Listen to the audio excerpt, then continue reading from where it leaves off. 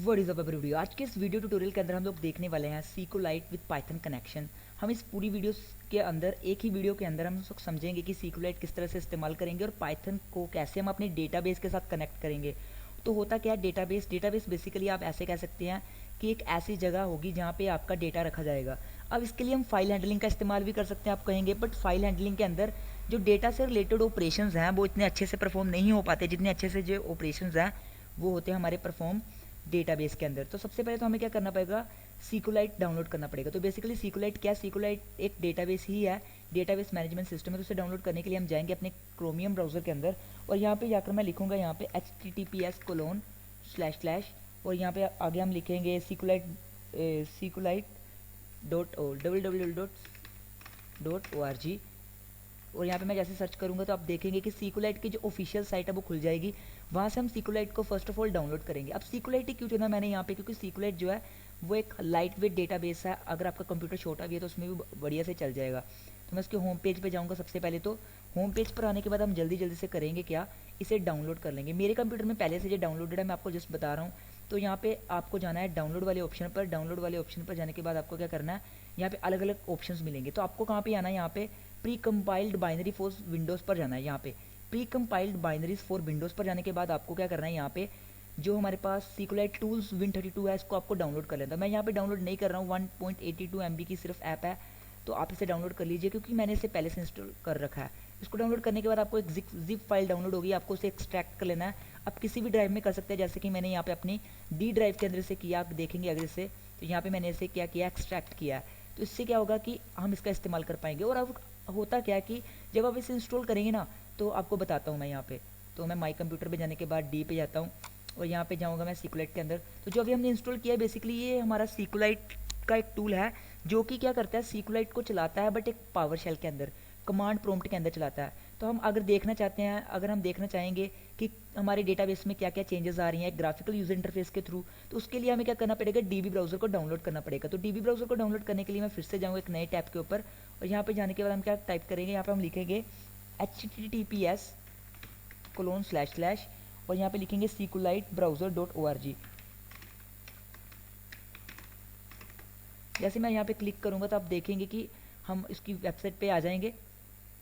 तो आपको यहाँ से क्या करना है, कहीं से भी छान कर आपको एक डीबी ब्राउज़र डाउनलोड कर लेना है अपने कंप्यूटर के हिसाब से, आपकी मशीन की जो भी कंपैटिबिलिटी है, जैसे 32 बिट है, जो कुछ भी है। तो यहाँ पे डाउनलोड्स पे अगर हम जाएंगे तो डाउनलोड पे जाने के बाद आप देखेंगे कि यहाँ पे अलग अलग वर्जन्स आपको मिल जाएंगी। तो आपको 32 बिट अगर आपका कंप्यूटर तो उसके लिए डाउनलोड कर लीजिए, उसके लिए भी आपका उसमें आपको क्या करना है, जिप फाइल डाउनलोड नहीं करनी है, आपको स्टैंडर्ड इंस्टॉलर डाउनलोड करना है। तो मैं इसलिए इतना फास्ट पढ़ा रहा हूँ क्योंकि होता क्या है कि इस वीडियो में मैं आपको पूरा कवर करूँगा। तो बेसिकली हमने ये देखा कि कैसे हमने सेटअप किया। उसके बाद जब हम इसे इंस्टॉल कर लेंगे, मैंने इसे इंस्टॉल कर रखा है पहले से इसलिए मैं इसे डाउनलोड कर नहीं बता रहा। तो डी ड्राइव के अंदर अगर मैं जाऊँ यहाँ पे, तो सीक्यूलाइट फोल्डर के अंदर जाऊँ, तो यहाँ पे मैं अपना डीबी ब्राउज़र अगर ओपन करूँगा तो आप देखेंगे कि एक ग्राफिकल यूजर इंटरफेस खुलेगा। तो इससे क्या होगा कि हम जो जो चेंजेस करेंगे अपने पाइथन प्रोग्राम के ज़रिए अपने डेटाबेस के अंदर, उसे हम देख पाएंगे। एक सही तरीका रहेगा उसे देखने का।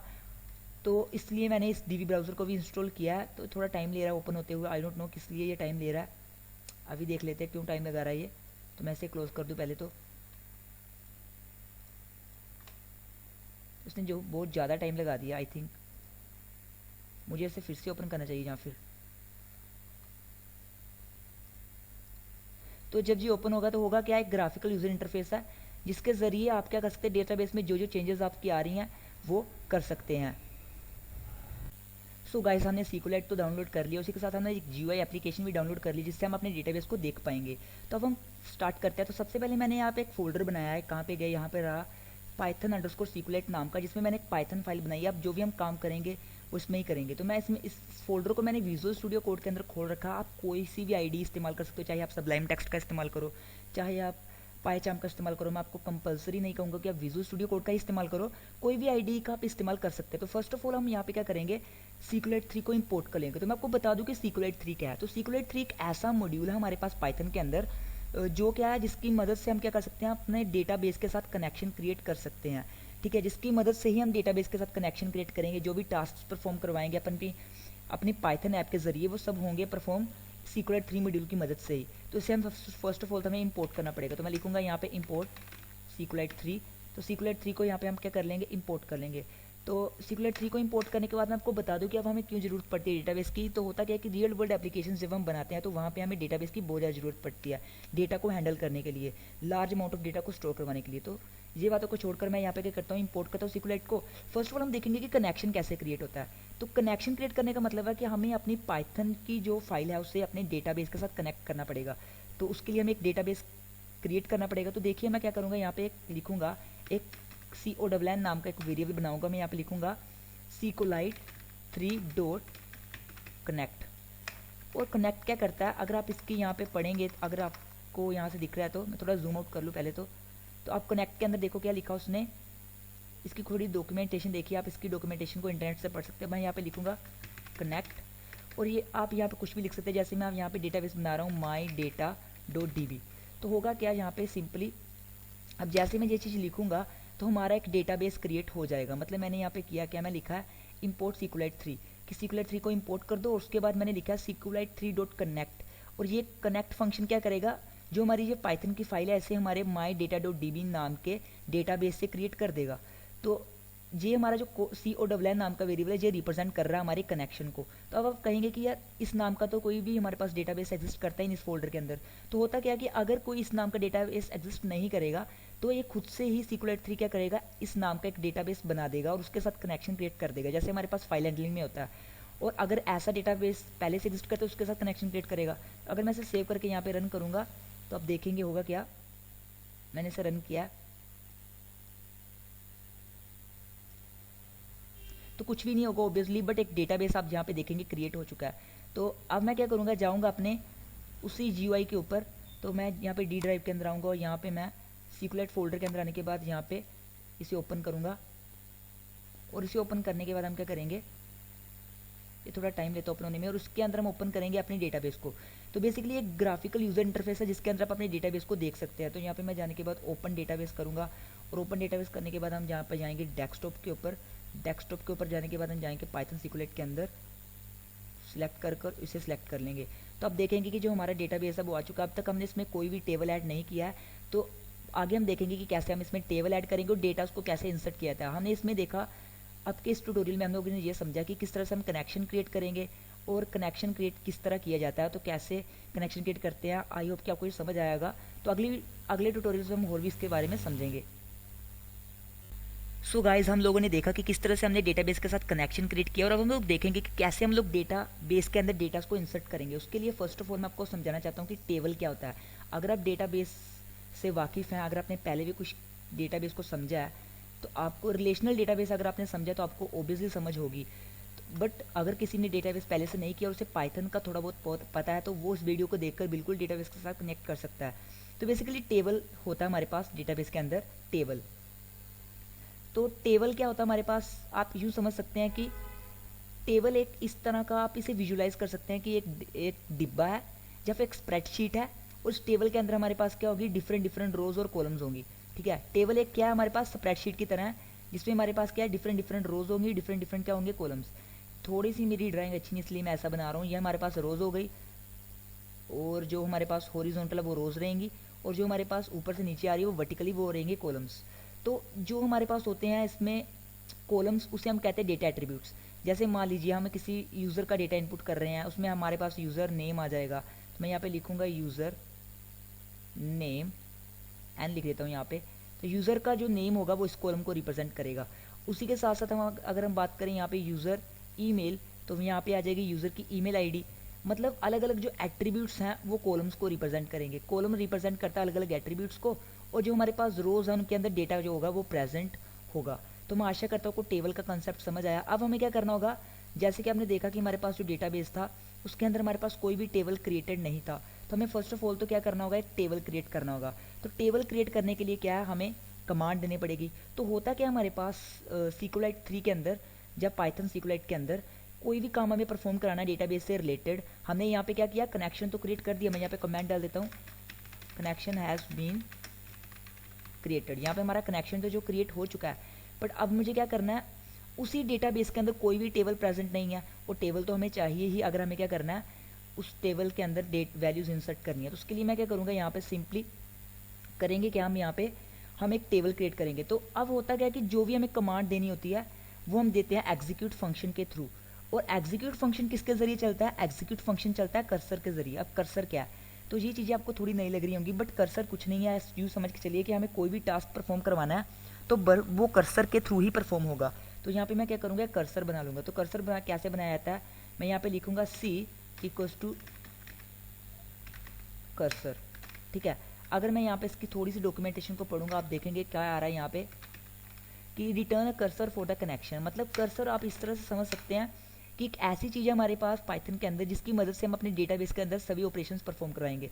तो जो हमारा सी है वो रिप्रेजेंट कर रहा है इस टाइम कर्सर को, क्योंकि ये एक वेरिएबल बन चुका है। ठीक है, तो अब हमारे पास ये जो सी है वो एक कर्सर का वेरिएबल बन चुका है। हम इसका जब भी हम कर्सर का इस्तेमाल कहेंगे तो हम सी का इस्तेमाल करेंगे वहाँ पे। तो अब मुझे क्या करना है, यहाँ पे टेबल क्रिएट करना है। तो जब भी हमें टेबल, तो मैं यहाँ पे कमेंट डाल देता हूँ कर्सर हैज़ बीन क्रिएटेड। और अब हमें क्या करना है, टेबल क्रिएट करना है। तो कुछ किसी भी तरह की हमें कमांड देनी है तो वो हमें कर्सर के थ्रू देनी है। और किस फंक्शन के अंदर देनी है, एग्जीक्यूट फंक्शन के अंदर। मैं लिखूंगा यहाँ पे C dot execute. C dot execute लिखने के बाद हम यहाँ पे क्या करेंगे, ट्रिपल कोट्स का इस्तेमाल करेंगे। ट्रिपल डबल कोट्स आप कह सकते हैं ऐसे। तो यहाँ पे आई थिंक 1 2 3 4 5 और 6, अब ठीक है। तो अब मैं यहाँ पे कमांड का नाम लिखूंगा। जो हमारे पास कमांड होती है उसका नाम होता है क्रिएट टेबल। ये कमांड क्या करती है, हमारे डेटाबेस के अंदर क्या क्रिएट कर देगी, एक टेबल क्रिएट कर देगी। क्रिएट टेबल लिखने के बाद हमें टेबल का नाम देना होता है, जहाँ पे मैं दे रहा हूँ कस्टमर्स। कस्टमर नाम का मैं यहाँ पे टेबल बना रहा हूँ, क्रिएट टेबल कस्टमर। और उसके बाद हमें क्या करना है, तो सिंपली क्रिएट टेबल कस्टमर करने के बाद हमें यहाँ पे करना होगा कि हमें क्या करना है, यहाँ पे सिंपली टेबल क्रिएट करने के बाद हमें उस टेबल के अंदर कौन कौन से एट्रीब्यूट्स रहेंगे उनको पास करना होगा। तो यहाँ पे मैं एट्रीब्यूट्स को पास कर रहा हूँ। मैं यहाँ पे लिखूंगा कि कस्टमर्स टेबल के अंदर कौन कौन से एट्रीब्यूट रहेंगे। तो फर्स्ट ऑफ ऑल यहाँ पे मेरा रहेगा कस्टमर का नेम। ठीक है, कस्टमर का जो मेरा होगा नेम रहेगा। तो यहाँ पे लिख रहा हूँ नेम। आई थिंक मुझे ऐसे लिखना चाहिए इसके अंदर। उसके बाद लिखेंगे इसका डेटा टाइप। तो डेटा टाइप हमारे पास 3 तरह के डेटा टाइप्स हमारे पास होते हैं SQLite के अंदर।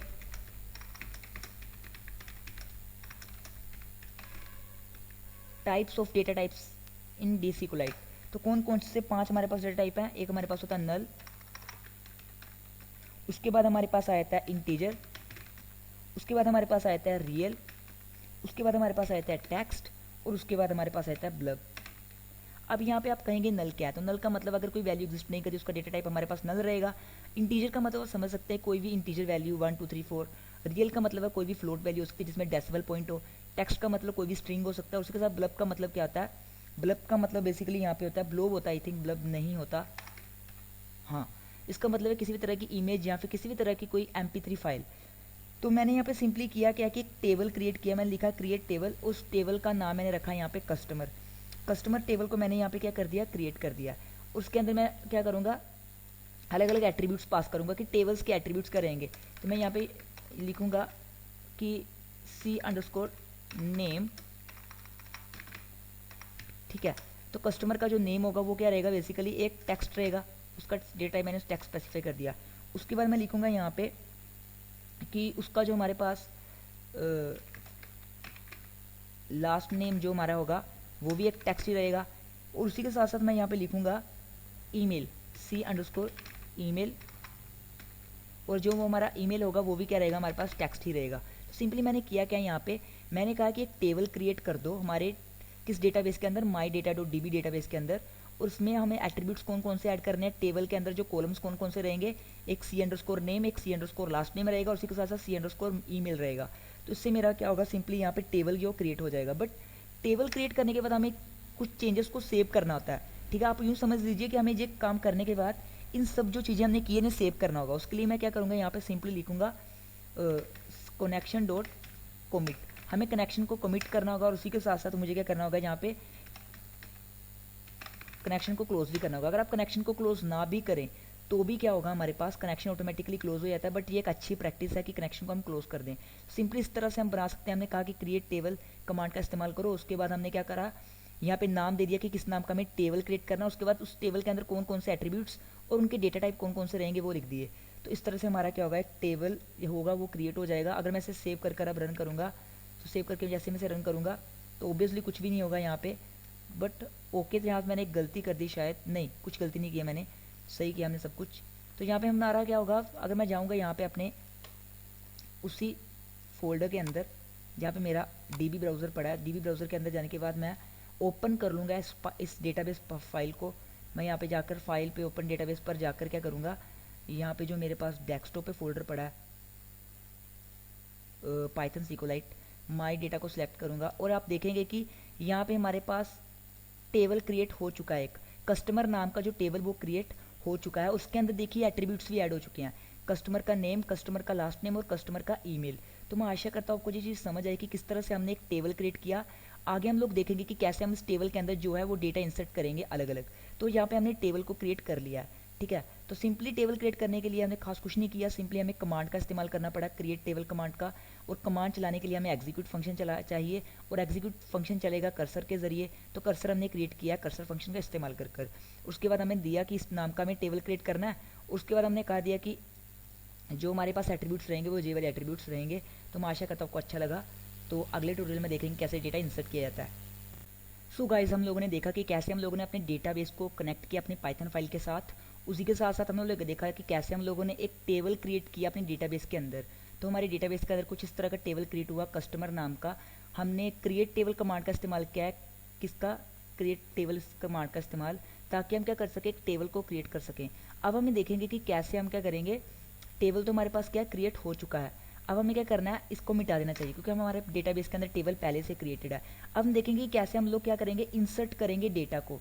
तो वो भी बिल्कुल ईजी है। हमें जो भी कमांड देनी है मैंने आपको पहले समझाया था, हमें एग्जीक्यूट फंक्शन का इस्तेमाल करना है। मैं लिखूंगा यहाँ पे सी, जो कि कर्सर है हमारा, डॉट एग्जीक्यूट।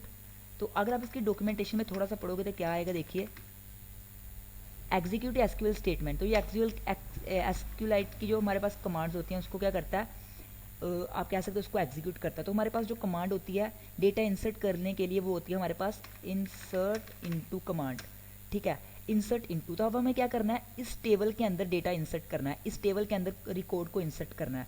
तो हमारे पास जो नाम है इस टेबल का, उसका नाम है कस्टमर। तो मैं लिखूंगा इंसर्ट इनटू कस्टमर, ठीक है। उसके हमें लिखना है वैल्यूज़, और वैल्यूज़ जो हमारे पास होंगी वो टपल्स होंगे। हमें वैल्यूज़ को यहाँ पे क्या है, एज अ टपल की तरह पास करना है। तो कुछ वैल्यूज़ हमें यहाँ पे पास करनी है, ऐसे कि मैं यहाँ पे सिंगल नोटेशन का इस्तेमाल कर रहा हूँ।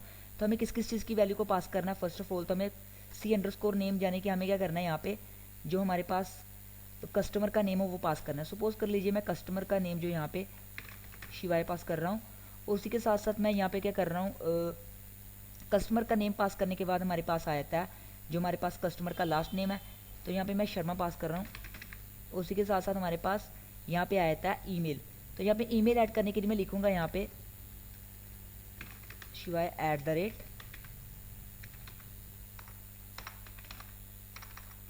@gmail.com।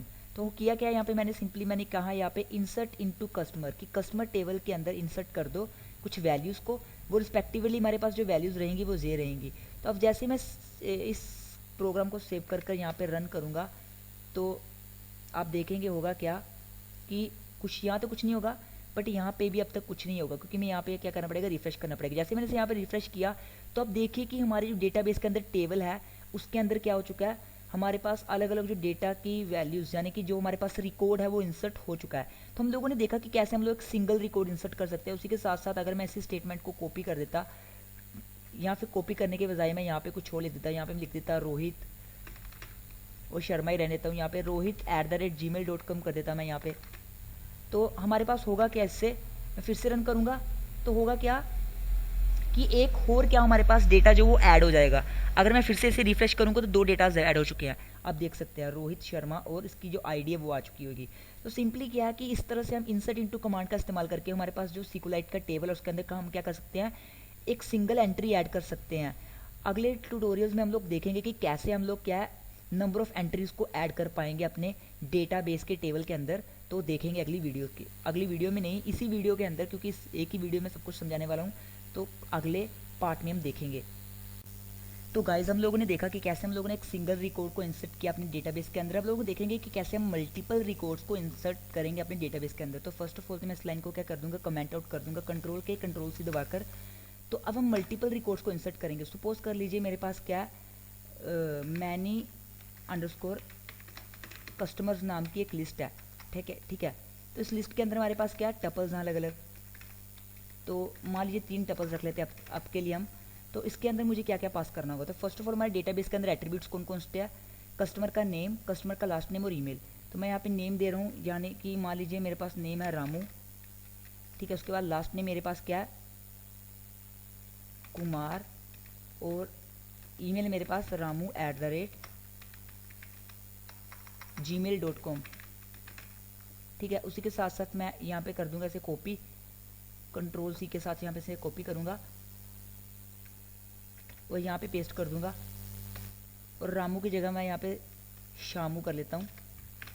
आई नो कि मैं नाम थोड़े अलग ले रहा हूँ। कुमार की जगह मैं यहाँ पे कर दूंगा शर्मा कर दूंगा, और शामू कर दूंगा यहाँ पे मैं। और उसी के साथ साथ यहाँ पे भी मैं क्या करूँगा, पेस्ट करूँगा ऐसे, और यहाँ पे घामू कर दूंगा मैं, घामू नहीं करता, यहाँ पे मैं लखन कर दूंगा, लखन भारद्वाज कर दूंगा यहाँ पे मैं। और सर यहाँ पे लखन@gmail.com कर दूंगा। तो अब मैंने क्या किया, यहाँ पे एक लिस्ट क्रिएट कर लिया है। ये लिस्ट बेसिकली मेरे पास टपल्स की एक लिस्ट है। आप समझ सकते हैं अगर आपने पाइथन पढ़ी है तो मेरे पास एक लिस्ट है जो कि टपल्स की एक लिस्ट है। इस लिस्ट के अंदर मेरे पास 3 रिकॉर्ड्स हैं। तो जब मैंने एक सिंगल रिकॉर्ड को इंसर्ट करना होता था अपने डेटाबेस के अंदर, तो मैं करता था c.execute।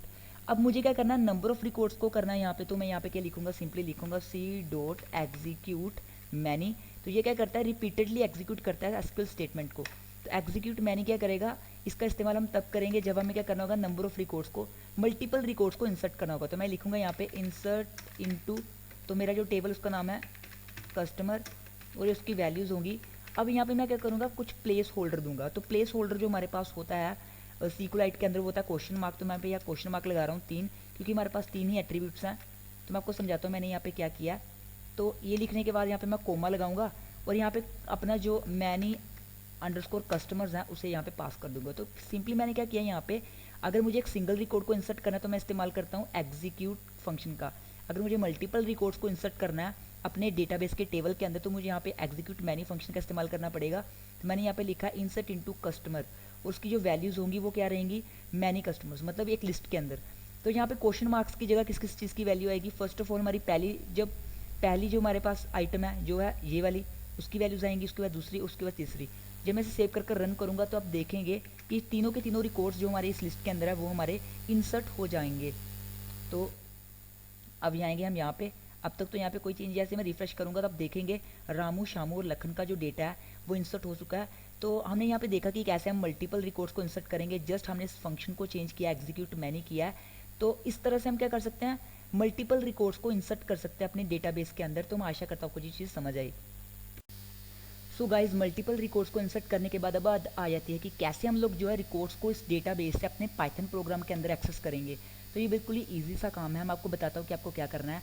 फर्स्ट ऑफ ऑल मैं इस एग्जीक्यूट स्टेटमेंट को हटा लेता हूँ, क्योंकि अब मुझे क्या है, इसे कमेंट आउट कर लेता हूँ ताकि हमें समझ आती रहे जब हम इस कोड को रीड करें। तो अब हम देखेंगे कि किस तरह से हम क्या करेंगे कि जो हमारे पास मतलब रिकॉर्ड है डेटाबेस का उसको फेच करेंगे। तो जब भी हमें रिकॉर्ड को फेच करना होता है तो इसमें हमारे पास आया था वेयर क्लाउजिंग।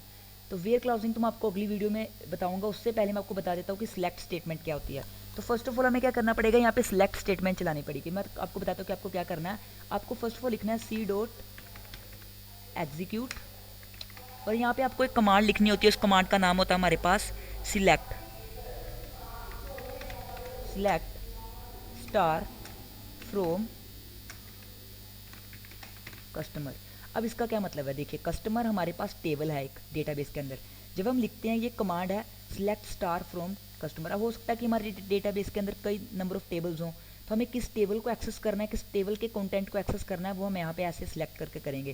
तो सिलेक्ट स्टार का मतलब होता है हमारे पास कि सब कुछ, ठीक है। जैसे हम लिखते हैं इंपोर्ट स्टार्स का मतलब कि सब कुछ इंपोर्ट कर दो उस मॉड्यूल का। मैंने लिखा है यहाँ पे सिलेक्ट स्टार फ्रॉम कस्टमर, यानी कि कस्टमर जो हमारे पास डेटाबेस है, सॉरी कस्टमर जो हमारे पास टेबल है डेटाबेस के अंदर, उसका सारा का सारा कंटेंट हम एक्सेस करना चाहेंगे। उसके बाद हमें क्या करना है, यहाँ पे फैच ऑल फंक्शन का इस्तेमाल करना है। हमारे पास 3 तरह के फंक्शंस होते हैं, मैं आपको बता देता हूँ। एक होता है हमारे पास c.fetch all, एक हमारे पास होता है, इसके नीचे लिख देता हूँ मैं, सही रहेगा, c.fetch one। उसी के साथ हमारे पास होता है c.fetch many। तो बेसिकली होता क्या हमारे पास, पहले मैं दोनों को कमेंट आउट कर देता हूँ कंट्रोल सी से। तो फैच ऑल क्या करता है हमारे पास, एक लिस्ट रिटर्न करता है हमें। किसकी लिस्ट रिटर्न करेगा, बेसिकली ये हमें जो भी हमारे पास इस डेटाबेस के अंदर टेबल्स के अंदर जो टपल्स हैं, रोज हैं, उसकी लिस्ट रिटर्न करेगा। तो बेसिकली एक लिस्ट ऑफ टपल्स हमें रिटर्न हो जाएगी यहाँ से। तो बेसिकली ये क्या हमारे पास एक टपल को रिप्रेजेंट कर रहा है एक रो, ये दूसरी रो दूसरे टपल को रिप्रेजेंट कर रही है, इनकी जो लिस्ट होगी वो रिटर्न करेगा। तो हमें इसको क्या करना पड़ेगा, ओब्वियसली हमें इसे प्रिंट भी तो करवाना पड़ेगा। तो यहाँ पे मैं इसे प्रिंट करवा लूँगा, मैं लिखूँगा यहाँ पे प्रिंट सी फैच ऑल। तो होगा क्या यहाँ पे, फर्स्ट ऑफ ऑल मैंने क्या किया, कस्टमर टेबल को सिलेक्ट किया। कस्टमर टेबल को सिलेक्ट करने के बाद मैंने लिखा सी डॉट फैच ऑल। इसका सारा का सारा डेटा हमें फैच करना है, और फैच करने के बाद हम क्या करेंगे, इसे प्रिंट करवा देंगे। तो देखेंगे कि डेटा फैच होगा या नहीं। मैं इसे सेव करके जैसे रन करूँगा तो आप देख सकते हैं कि हमारा सारा का सारा डेटा फैच होकर आ चुका है। हमारे पहले टेबल की वैल्यू ये रही, दूसरे टेबल की जो हमारी वैल्यू वो ये है, तीसरे टेबल की जो हमारी वैल्यू वो ये रही, चौथे टेबल की वैल्यू नहीं, टेबल की रो की वैल्यू जो ये रही। तो हमारे पास एक लिस्ट ऑफ टपल्स रिटर्न हो चुका है जो कि इस डेटाबेस से हमारे पास आया है। तो हमने देखा कि किस तरह से हम ये कर सकते हैं। अगर मैं यहाँ पे चलाता फैच ऑल की जगह हम यहाँ पे चला लेते फैच 1 करते, तो फैच 1 क्या करता है, सिंपली सिर्फ जो हमारे पास पहला जो रिकॉर्ड होगा उसे ही रिटर्न करेगा। देखिए आप यहाँ पे उसको एज अ टपल रिटर्न कर देगा, पहला रिकॉर्ड जो होगा। उसी के साथ साथ अगर मैं यहाँ पे लिखता फैच मैनी, और यहाँ पे हम फैच मैनी लिखने के बाद अगर मैं यहाँ पे लिखता 2 लिख देता, तो पहले जो 2 रिकॉर्ड्स होंगे वो फैच होकर हमारे पास पाइथन प्रोग्राम के अंदर आ जाएंगे। तो आप देख सकते हैं। अब क्या कि मैं इसको आपको फॉर्मेट करना नहीं बताने वाला, कैसे हम इसे फॉर्मेट करेंगे, क्योंकि वो बिल्कुल ईजी सा काम। आप एक लूप चला सकते हैं, इसको एक लिस्ट को रिटर्न करा सकते हैं, और ये काम आप ईजिली कर सकते हैं। तो ये काम हम करेंगे अगले ट्यूटोरियल में। तो अभी कर लेते हैं इस काम को हम। देखिए मैं करूँगा क्या, यहाँ पे एक आइटम्स नाम का एक वेरिएबल बनाऊँगा। मैं लिखूँगा यहाँ पे सी डॉट फैच ऑल। तो फैच ऑल एक लिस्ट रिटर्न करेगा। देखिए इसका डेटा टाइप एक लिस्ट बन चुका है। तो मैं लिखूँगा यहाँ पे फॉर आइटम इन आइटम्स। तो फर्स्ट ऑफ ऑल मैं यहाँ पे प्रिंट कराऊंगा किसको, मैं लिखूँगा यहाँ पे फर्स्ट नेम। फर्स्ट नेम की जगह मुझे क्या प्रिंट कराना है, यहाँ पे जो मेरे पास टपल आइटम है उसका 0th आइटम। उसी के साथ मैं इसे कंट्रोल डी करूँगा, यहाँ पे लिखूँगा मैं लास्ट नेम। लास्ट नेम में मुझे प्रिंट करवाना है क्या, फर्स्ट आइटम। उसी के साथ साथ मुझे जो ईमेल आईडी है, ईमेल आईडी जो मेरे पास, वो मेरे पास क्या होगी 2 012 इंडेक्स। तो मैं आशा करता हूँ कि ये चीज़ समझ आई कि ये आइटम रिप्रेजेंट कर रहा है एक टपल को। ठीक है, ये एक टपल को रिप्रेजेंट कर रहा है, ये एक लिस्ट है और ये एक टपल। तो अब मैंने इसे सिंपली यहाँ पे प्रिंट कराया, उसके बाद सेपरेट रहे। यहाँ पे मैं क्या करूँगा, एक लाइन से प्रिंट करवा दूंगा ऐसे। तो अगर मैं अब इसे सेव कर रन करूँगा तो फिर से होगा क्या, सारा का सारा डेटा फेच होकर कुछ वरिया सी फॉर्म में आ जाएगा। आप देख सकते हैं कि सारा का सारा डेटा हमने इसे फेच कर डिस्प्ले करवा दिया है। तो अगली वीडियो में नहीं, इसी वीडियो के अंदर अगले पार्ट में हम क्या देखेंगे कि कैसे हम लोग क्या करेंगे। हमने यहाँ पे फेच करना देखा, वेयर क्लाउजिंग का इस्तेमाल किस तरह से किया जाता है। तो बने रहिए। सो गाइज अब हम लोग समझने वाले हैं प्राइमरी की के बारे में। तो प्राइमरी की होता क्या है, फर्स्ट ऑफ ऑल अगर मैं अपने डेटाबेस के अंदर जाऊं तो आपको यहाँ पे 1 2 3 4 5 लिखा नजर आ रहा है। तो बेसिकली यही एक प्राइमरी की होती है। प्राइमरी की क्या है, हर एक जो तुम्हारे पास रो है उसकी एक यूनिक आइडेंटिटी होती है, उसे हम प्राइमरी कहते हैं। या फिर हम ये कह सकते हैं कि जो हमारे पास एट्रीब्यूट्स हैं, जो कॉलम्स हैं, उनमें एक ऐसा कॉलम जिसकी वैल्यू हर रो के लिए डिफरेंट होगी। होता क्या हमारे पास, मान लीजिए कि अगर यहाँ पे शिवाय और यहाँ पे शर्मा और यहाँ पे शिवाय अगर gmail.com है, अगर कोई और यूज़र आता है जिसका नाम भी शिवाय होता है, उसका भी जो सरने वो शर्मा ही होगा। उस केस में अगर मैं शिवाय को एक्सेस करने की कोशिश करूँगा, डेटा को, शिवाय के रिकॉर्ड को एक्सेस करने की कोशिश करूँगा, तो मेरे पास दूसरा शिवाय का डेटा भी एक्सेस हो जाएगा। तो उसके लिए हमारे पास एक यूनिक आइडेंटिटी होती है हर एक रिकॉर्ड की। उसी यूनिक आइडेंटिटी को हम क्या कह देते हैं, यहाँ पे प्राइमरी की कह देते हैं। तो प्राइमरी की को हम कैसे करेंगे, जैसे मैंने यहाँ पे लिखा, अगर मैं यहाँ पे बात करूँ तो मेरे पास प्राइमरी की यहाँ पे नहीं आ रही। तो बाय डिफ़ॉल्ट होता क्या हमारे पास, हमें लगाने की ज़रूरत नहीं पड़ती, ऑटोमेटिकली सिक्योलाइट क्या करता है, प्राइमरी की लगा देता है हर एक रिकॉर्ड के आगे। जैसे अगर मैंने अब एंट्री डाली है 1 की, तो अगला रिकॉर्ड जब इंसर्ट होगा उसकी entry automatically 2 3 4 as so on डलती जाएगी। तो मैं यहाँ पे क्या करूँगा, सिलेक्ट रो आईडी लिखूँगा, यहाँ पे रो आईडी कोमा स्टार। इसका मतलब यह है कि हम इस स्पेसिफिक कॉलम को भी सिलेक्ट करना चाहते हैं, जो कि बाय डिफ़ॉल्ट सिक्योलाइट सिलेक्ट नहीं करता। तो मैं यहाँ पे अगर इसे सेव कर तो मुझे कुछ चेंजेस करनी पड़ेंगी। यहाँ पे होगा क्या कि मेरे पास एक और आइटम बढ़ जाएगी। तो मैं यहाँ पे क्या करूँगा, सिंपली लिख दूँगा प्राइमरी की। तो प्राइमरी की में मैं क्या करूँगा, सिंपली प्राइमरी की के अंदर मैं आइटम का जो मेरे पास 0th इंडेक्स उसे असाइन करूँगा इंडेक्स को, यहाँ पे 1 और यहाँ पे 2 को और यहाँ पे 3 को कर दूंगा। इसलिए मैंने इसलिए किया क्योंकि हुआ क्या कि बेसिकली मेरे पास एक और आइटम बढ़ जाएगी जो कि रो आई डी होगी। रो आई डी का मतलब प्राइमरी की ही है। तो अब मैं इसे सेव करूँगा, अगर सेव करके मैं इसे रन करूँगा तो आप देखेंगे कि हमारे पास यहाँ पे क्या आ चुकी हैं। आप देखेंगे कि हमारे पास यहाँ पे अलग अलग क्या आ चुकी हैं, प्राइमरी कीज़ आ चुकी हैं। इस रिकॉर्ड की प्राइमरी की ये है, इस रिकॉर्ड की प्राइमरी की ये है। तो हर एक रिकॉर्ड की एक यूनिक आइडेंटिटी होगी जिसे हम प्राइमरी की कहते हैं। मैं आशा करता हूँ आपको प्राइमरी की क्लियर हुआ होगा। आगे हम देखेंगे कि इसका इस्तेमाल हमने क्यों किया, क्योंकि बहुत इंपॉर्टेंट है। जब हमें रिकॉर्ड्स को किसी स्पेसिफिक रिकॉर्ड को सर्च कैसे करना है हमने आगे देखना है, उसमें हम प्राइमरी की का इस्तेमाल करने वाले हैं। तो सिर्फ आपको यहाँ पे रो आई को भी सिलेक्ट कर लेना है, तो आपकी जो प्राइमरी की है वो भी आ जाएगा, उसको भी एज एन एट्रीब्यूट काउंट कर लेगा। तो मैं आशा करता हूँ आपको प्राइमरी की समझ में आया। गाइज हम लोगों ने देखा प्राइमरी की के बारे में। अब हम लोग देखने वाले हैं बहुत ही इंपॉर्टेंट कंसेप्ट SQLite 3 का पाइथन के अंदर, जो कि है हमारे पास वेयर क्लाउजिंग। तो आपको जब यूट्यूब से ट्यूटोरियल्स देखेंगे तो आपको बहुत ही ज़्यादा समझाया जाएगा वेयर क्लाउजिंग ये है, वेयर क्लाउजिंग वो है। मैं आपको बता देता हूँ, वेयर क्लाउजिंग जस्ट एक वेयर कीवर्ड है हमारे पास, जो क्या है जिसकी मदद से हम कोई स्पेसिफिक रिकॉर्ड सर्च कर पाएंगे अपने डेटाबेस से।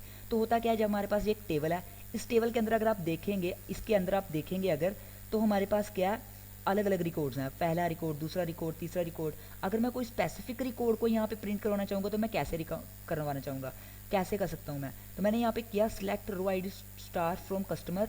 उसके आगे मैं सिंपली लिख दूंगा यहाँ पे वेयर। उसके बाद मैं अपना एट्रीब्यूट दे दूंगा यहाँ पे C_name। तो C_name, ठीक है, वेयर C_name इक्वल्स टू मेरे पास आ जाएगा, आई थिंक ये C_name ही है, C_name ही, हाँ। तो ये C_name ही है। तो मैंने यहाँ पे क्या किया, मैंने कहा कि select row I D star from customer. तो आपको इसे सिलेक्ट करना है वेयर C_name इक्वल्स टू, हमारे पास क्या आता है, वेयर C_name इक्वल्स टू, मैं यहाँ पे लिख रहा हूँ, यहाँ पे मेरे पास जैसे कि एक नाम है SHIVAY शिवाय, तो मैं यहाँ पे शिवाय लिखूँगा।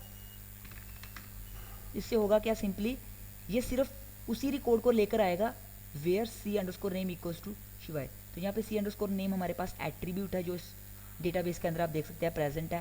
तो मैंने कहा कि सिर्फ उसी एट्रीब्यूट को लेकर आओ। तो ये उसी एट्रीब्यूट को क्या करेगा, सिंपली लेकर आएगा, जिसकी वैल्यू जो हमारे पास ये रहेगी। तो उसके बाद अगर मैं इसे सेव कर रन करूँगा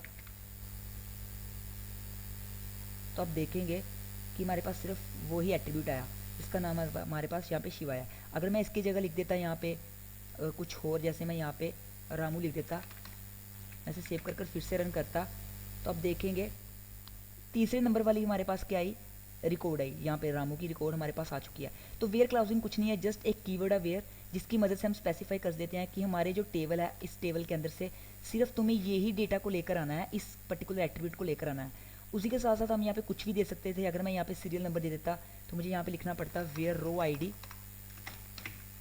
equals to, row I D equals to मैं यहाँ पे कर सकता था सपोज करो 2 कर देता मैं यहाँ पे। और यहाँ पे जो रो आई डी वो इंटीजर्स के लिए मुझे यहाँ पे से कोटेशंस के अंदर नहीं लिखना होगा, एज अ नंबर सिंपली लिखना होगा। रन करूँगा यहाँ पे मैं, तो जो दूसरी रो आई डी का मेरे पास रिकॉर्ड है वो आ चुका है, यहाँ पे आप देख सकते हैं। तो सिंपली वेयर क्लाउजिंग एक कीवर्ड, वेयर एक कीवर्ड है जिसकी मदद से हम स्पेसिफिक डेटा को, रिकॉर्ड को लेकर आ सकते हैं अपने जो हमारे पास टेबल है डेटाबेस का उसके अंदर से। तो ये जो दूसरी रो आई डी है उसका जो रिकॉर्ड है उसको लेकर आया हमारे, उसको हमने फेच कर लिया।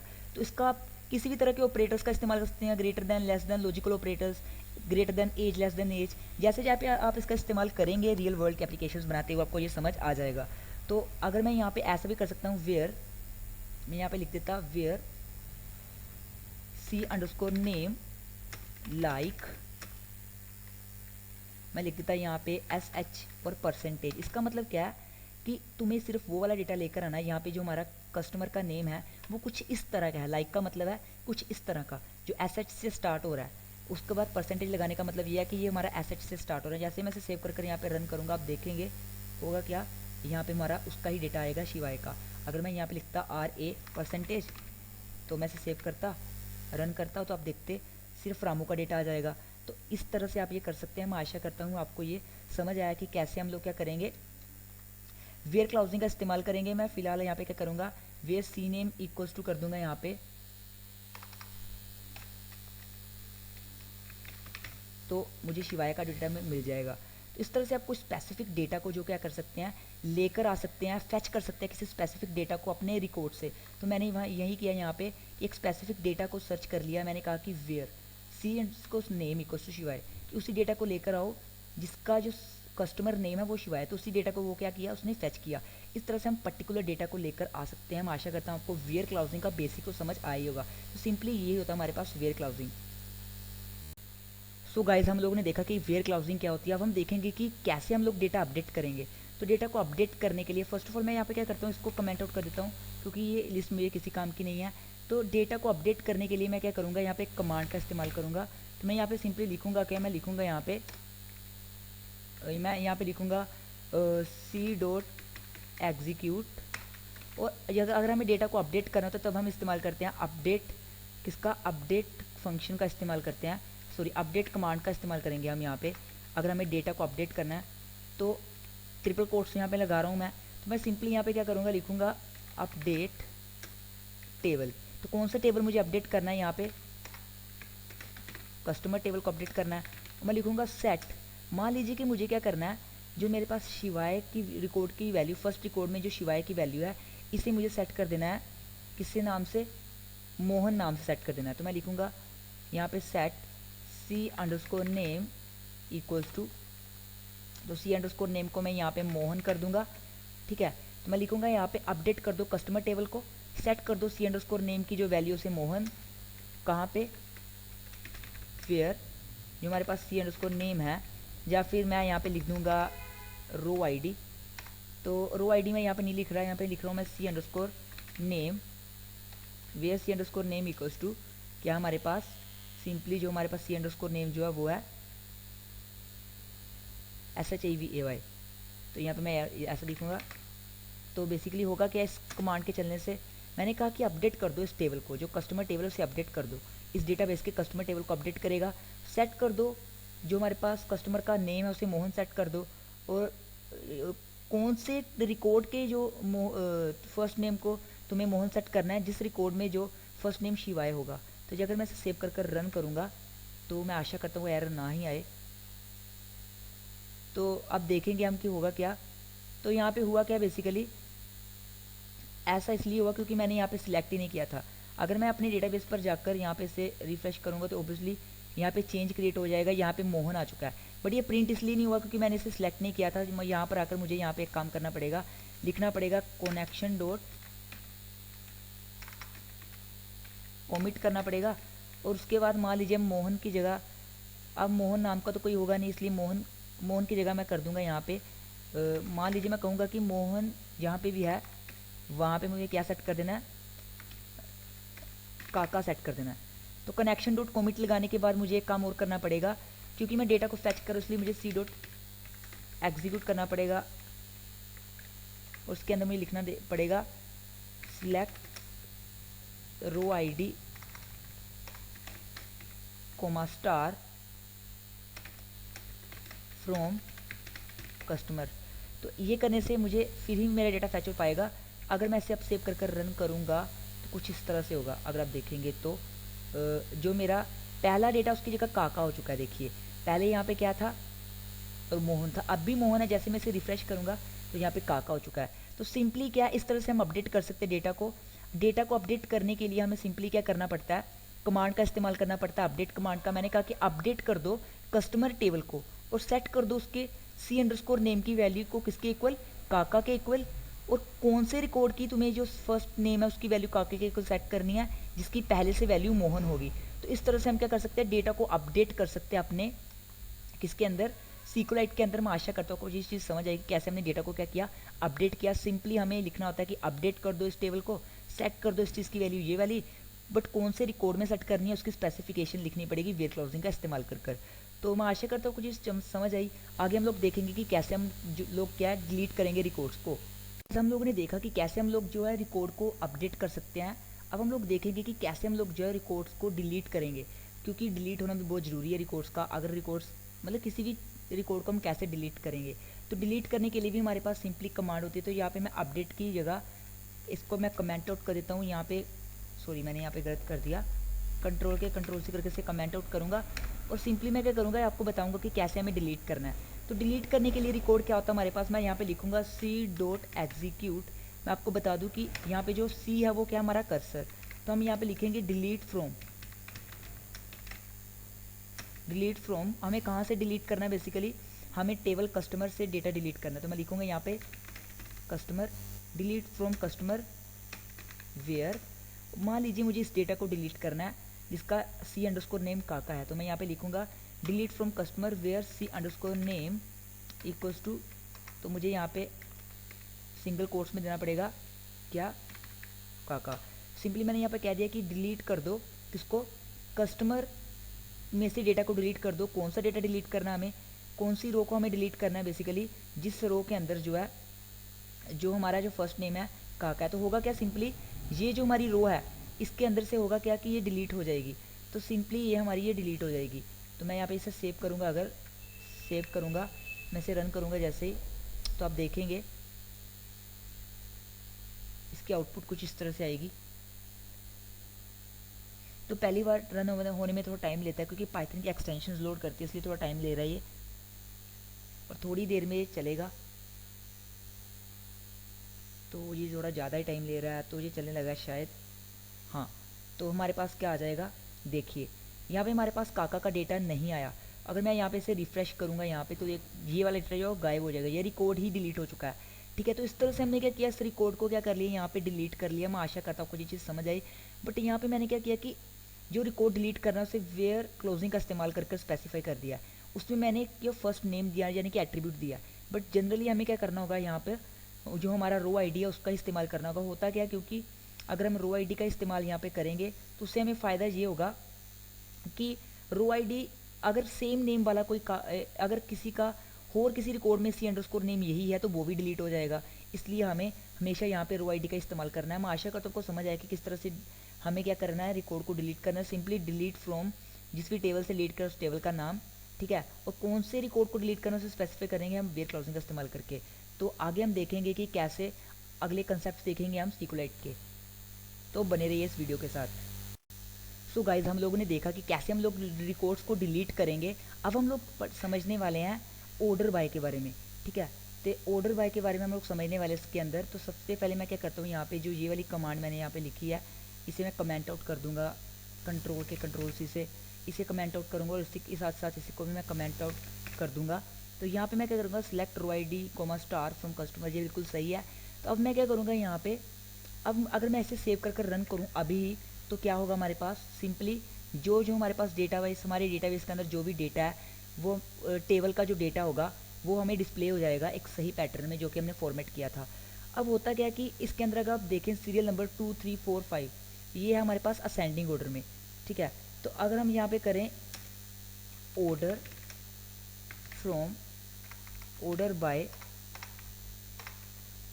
तो ऑर्डर बाय का क्या मतलब होता है यहाँ पे कि आप अपने डेटा को फैच करना चाहते हैं किस ऑर्डर में। अगर मैं यहाँ पे लिख दूँ डिसेंडिंग DESC, तो होगा क्या, सिंपली हमारा जो ऑर्डर बाय डिसेंडिंग, बट किसका डिसेंडिंग उसका भी हमें पास करना पड़ेगा, हमें देना पड़ेगा order by row ID space DESC। इसका मतलब ये है कि जो हमारा डेटा है एक टेबल के अंदर, तुम्हें उसको फैच करना है बट उसको एक डिसेंडिंग ऑर्डर में फैच करना है। तो अब होगा क्या, ये सिर्फ डिसेंडिंग ऑर्डर में फैच करेगा। तो मैंने यहाँ पे रो ID पास किया, तो रो ID का जो डिसेंडिंग ऑर्डर यानी कि घटता क्रम, सबसे पहले जो सबसे ज़्यादा रो ID, सबसे ग्रेटेस्ट रो ID किसकी है हमारे पास, सबसे ग्रेटेस्ट रो ID हमारे पास लखन की है। तो लखन का जो डेटा सबसे ऊपर आएगा उसका रिकॉर्ड, उसके बाद उसका रिकॉर्ड ऐसे सोन। मैं इसे सेव कर अगर इसे रन करूँगा तो कुछ इस तरह से आएगी आउटपुट। देखिए लखन का रिकॉर्ड सबसे ऊपर आया क्योंकि मैंने यहाँ पे कर दिया ऑर्डर बाय। तो ऑर्डर बाय बेसिकली कुछ नहीं है, जस्ट एक की है, सॉरी की नहीं, एक कीवर्ड है जिसकी मदद से हम क्या कर सकते हैं, ऑर्डर स्पेसिफाई कर सकते हैं। मैंने कहा कि सब कुछ सिलेक्ट करो, अब मुझे इस डेटा को फैच किस ऑर्डर में करना है वो डिसाइड करता है हमारा ऑर्डर बाय। उसी के साथ साथ अगर मैं यहाँ पे लिखता ऑर्डर बाय और मैं यहाँ पे पास कर देता यहाँ पे हमारा जो सी अंडरस्कोर या फिर सी अंडरस्कोर नेम है, उसे मैं लिखता सी अंडरस्कोर नेम।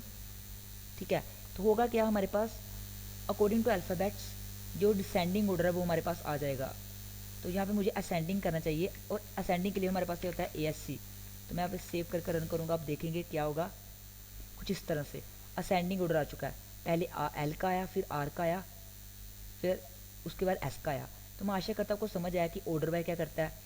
तो सिंपली यही होता है हमारे पास ऑर्डर बाय। तो आगे के कंसेप्ट हम समझेंगे, आप बने रहिए इस वीडियो के साथ। सो गाइस, अब हम लोग देखेंगे लिमिट के बारे में। हमने पिछले ट्यूटोरियल में क्या देखा है कि कैसे हम लोग क्या अरेंज कर सकते हैं ऑर्डर को। तो अगर मैं यहाँ पे इसे मिटाकर लिमिट कर दूँ, होता क्या हमारे पास, अगर हम इस डेटाबेस की बात करें, इस डेटाबेस के अंदर तो सिंपली हमारे पास सिंपल एक टेबल है, और इस एक टेबल के अंदर सिर्फ और सिर्फ 4 ही हमारे पास रिकॉर्ड्स हैं। पर आपके पास 100, 150, 200, 1000, लाख रिकॉर्ड्स, मिलियंस रिकॉर्ड्स भी इवन हो सकते हैं। तो आपको कुछ ना कुछ लिमिट पास करनी पड़ेगी जब आप सभी डेटा रिकॉर्ड्स को फैच कर रहे हैं। तो हम लिख सकते हैं यहाँ पे लिमिट इक्वल्स टू कर मैं अगर यहाँ पे लिखूँ लिमिट इक्वल्स टू 2 करूँ, तो होगा क्या, सिर्फ हमारे पहले 2 ही डेटास जो हैं वो फैच होंगे। तो मैं यहाँ पे इसे अगर सेव कर लूँ यहाँ पे से, और अब मैं अगर इसे रन करूँगा तो देखिए पहले 2 रिकॉर्ड्स आ जाएंगे। और यहाँ पे एक एरर आ रहा है हमारे पास लिमिट इक्वल्स टू 2 का। मुझे नहीं पता यार किस कारण से आ रहा है, लिमिट इक्वल्स टू 2 का एरर हमें यहाँ पे मिल रहा है। तो आई थिंक मुझे यहाँ पे क्या करना था, सॉरी। तो मैंने यहाँ पे क्या किया, गलती से ये किया मैंने कि select row ID star from customer. तो यहाँ पे मुझे लिमिट देने पड़ेगी, लिमिट 2 लिखना पड़ेगा आई थिंक मुझे यहाँ पे। अगर मैं सेव करके से रन करूँगा तो बेसिकली देखिए हमारे पास जो पहले 2 रिकॉर्ड्स हैं वो आ चुके हैं। तो हमें यहाँ पे जब भी लिमिट का इस्तेमाल करना है, वहाँ पे इक्वल्स टू का इस्तेमाल नहीं करना होता है, सिंपली हमें लिमिट स्पेस दिख देती है जितनी भी लिमिट।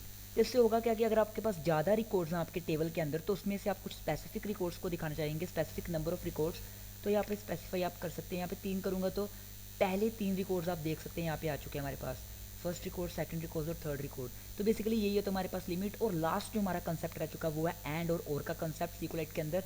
तो होता क्या है, जैसे कि मैं यहाँ पे करूँगा select row ID from customer, तो मैं यहाँ पे लिखूँगा वेयर, मैं लिमिट को हटा देता हूँ, लिमिट आपको समझ आ ही चुका है। तो मैं यह वेयर क्लाउजिंग का इस्तेमाल करूँगा, वेयर।